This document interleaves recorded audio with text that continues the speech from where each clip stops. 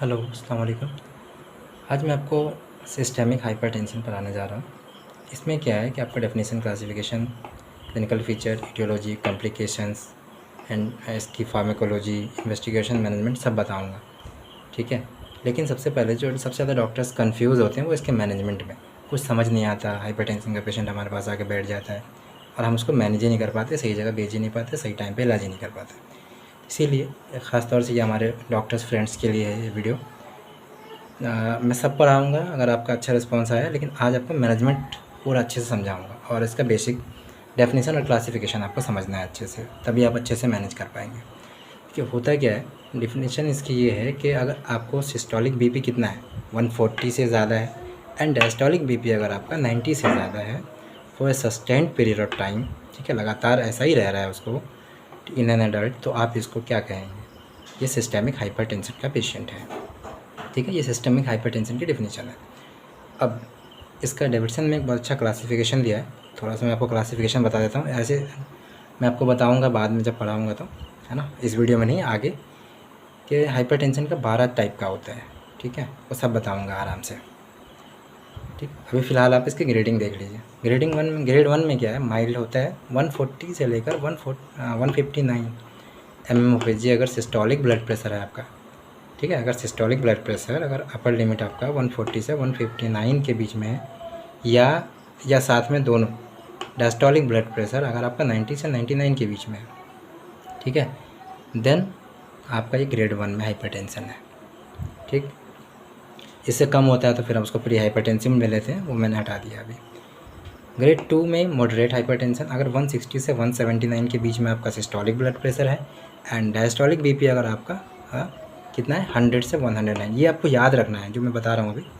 अगर आपको मैनेजमेंट अच्छे से सीखना है तो मेन फोकस हमारा मैनेजमेंट पे है।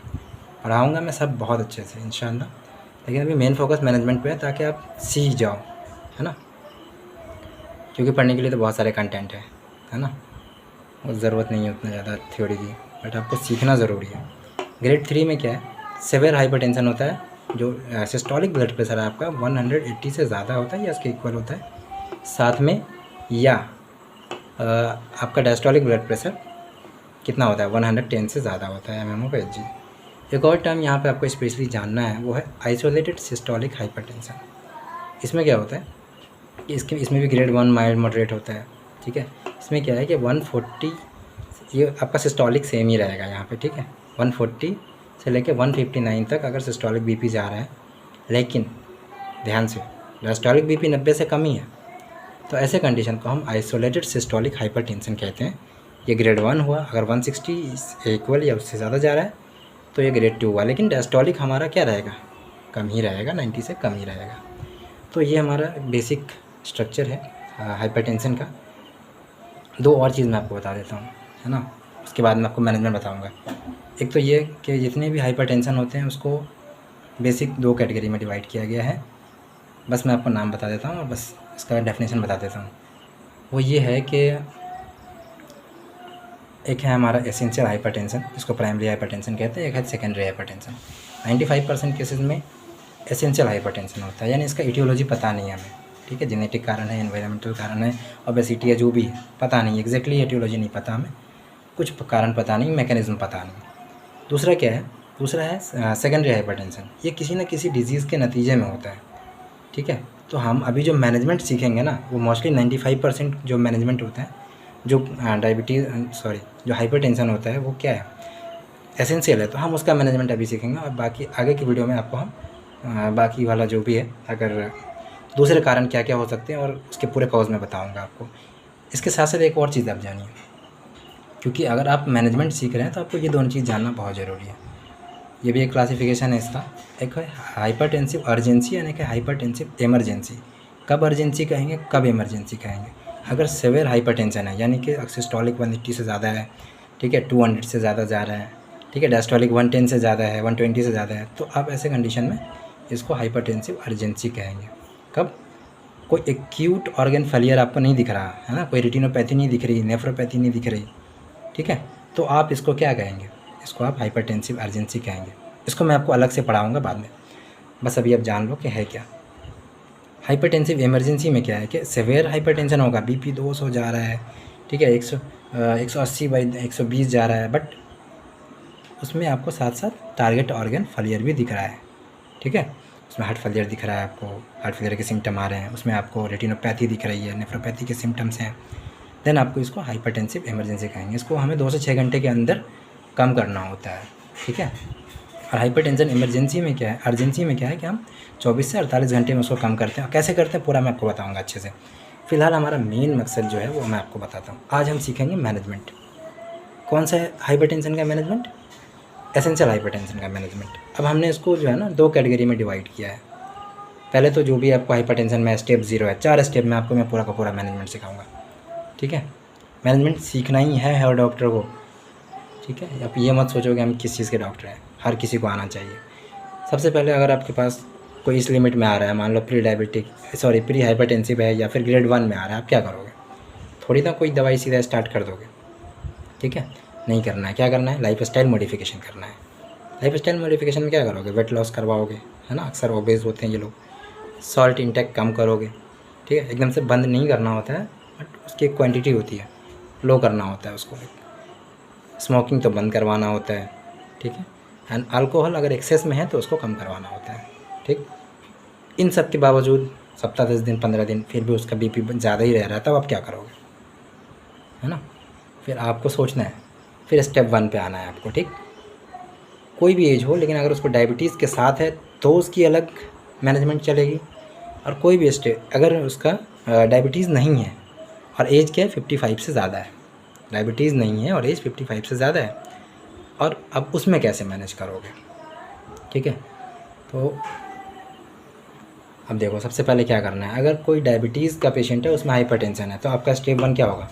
या तो आप angiotensin converting enzyme inhibitor ACE दोगे, बट जिसका एग्जांपल आपका रेमिप्रिल है, 2.5 mg लोएस्ट डोज से हमेशा शुरू करोगे, ठीक है।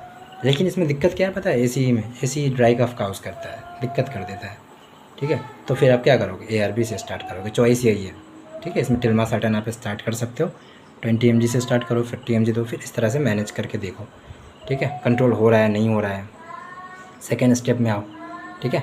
डायबिटीज़ वाला आदमी है जिसको हम मैनेज कर रहे हैं, डायबिटीज़ है इसको, ठीक। अब हमने क्या किया? ARB ऐड किया था। ARB के साथ साथ हम क्या ऐड करेंगे? इसमें हम क्या ऐड करेंगे? थायाजाइड डाययूरेटिक्स, या फिर हम कैल्शियम चैनल ब्लॉकर भी यूज़ कर सकते हैं। फॉर एग्जांपल थायाजाइड डाययूरेटिक्स के एग्जांपल में आप ज़िपामाइड ऐड कर सकते हो, ठीक है, 20 mg 40 mg इसमें साथ में ऐड करना है, ठीक है, टेल्मिसार्टन के साथ ऐड करना है, ठीक। या फिर आप CCB calcium channel blocker add कर सकते हो। कैल्शियम चैनल ब्लॉकर में क्या है कि एम्लोडिपिन, निफिडिपिन ये सब आप ऐड कर सकते हो, ठीक है। एम्लोडिपिन 2.5 मतलब लोएस्ट डोज से आप आगे बढ़ोगे, ठीक। देन इससे भी नहीं ठीक हुआ, आपने दिया 15 दिन 20 दिन महीना भर, बट कोई असर नहीं हो रहा है, ठीक है। कंटिन्यू उसका बीपी जो हमारा टारगेट है, हमारा टारगेट डायबिटिक में हम 130 टारगेट करते हैं, 130/90, और अगर नॉन डायबिटिक है तो 140 टारगेट होता है। रफली हम 140 के आसपास टारगेट करते हैं सिस्टोलिक, ठीक है, डायस्टोलिक 90 या 100 के आसपास, ठीक है। बट नहीं ठीक हुआ, आप क्या करेंगे? स्टेप 3 पे आएंगे। अब हमें ARB या टेल्मिसार्टन या कोई भी यूज़ करो आप, मतलब टेल्मिसार्टन ज़्यादा सूटेबल है, बट आप जो भी चाहो यूज़ करो, आपको पढ़ना पड़ेगा अच्छे से फार्मेकोलॉजी। देन उसके बाद आपने CCB ऐड कर दिया, ठीक है, यानी कि एम्लोडिपिन या निफिडिपिन ऐड कर दिया, या फिर आपने साथ में थायाजाइड ऐड कर दिया। तीनों ऐड करने के बावजूद अगर नहीं ठीक हो रहा है, इसका मतलब ये क्या है? रेसिस्टेंट हाइपरटेंशन है, ठीक है। इसको रिफ्रैक्टरी हाइपरटेंशन ही बोलते हैं। जब मैं आपको हाइपरटेंशन के टाइप्स बताऊंगा सब बताऊंगा। फिलहाल आप इतना जानो कि नहीं ठीक हुआ, आप क्या करेंगे? तो आपको अब कोई ना कोई सेकेंडरी कॉज सोचना है, यानी कि अब ये एसेंशियल हाइपरटेंशन नहीं हो सकता, कहीं ना कहीं हमसे मिस्टेक हुई जानने में, और हम अब सेकेंडरी हाइपरटेंशन के बारे में सोचेंगे। बीटा ब्लॉकर ऐड करेंगे। बीटा ब्लॉकर का कंट्राइंडिकेशन हमेशा याद रखना, क्या क्या? Asthma, COPD, second degree, third degree heart block, and इसके साथ साथ फियोक्रोमोसाइटोमा, ठीक है। वो सब आपको मैं काउज में बताऊंगा, तो उस समय अच्छे से बताऊंगा। और साथ में आप ये देख, अगर आपको लग रहा है पेशेंट सूटेबल है इसके लिए तो ठीक है, उसके बाद कार्डियोलॉजी रेफरेंस लो, ठीक है, पेशेंट को भेजो इनके पास, स्पेशलिस्ट के पास, ठीक है। तो ये बेसिक मैनेजमेंट था। आज मैं ज़्यादा लंबा वीडियो नहीं बनाऊंगा, ये मेरा पहला वीडियो है, आप लोग सपोर्ट करोगे इंशाल्लाह। आपको मैनेजमेंट तो ज़रूर सिखाऊंगा, ठीक है, मुझे भी सीखना है और आप लोगों को भी सिखाएंगे। अच्छे से अच्छा सिखाएंगे, क्लिनिशियन अच्छे से अच्छा क्लिनिशियन जिसको बनना है ज़रूर हमारे चैनल को सब्सक्राइब करो एंड सीखेंगे सब लोग मिलकर इंशाल्लाह। ठीक है, okay, thank you, all the best.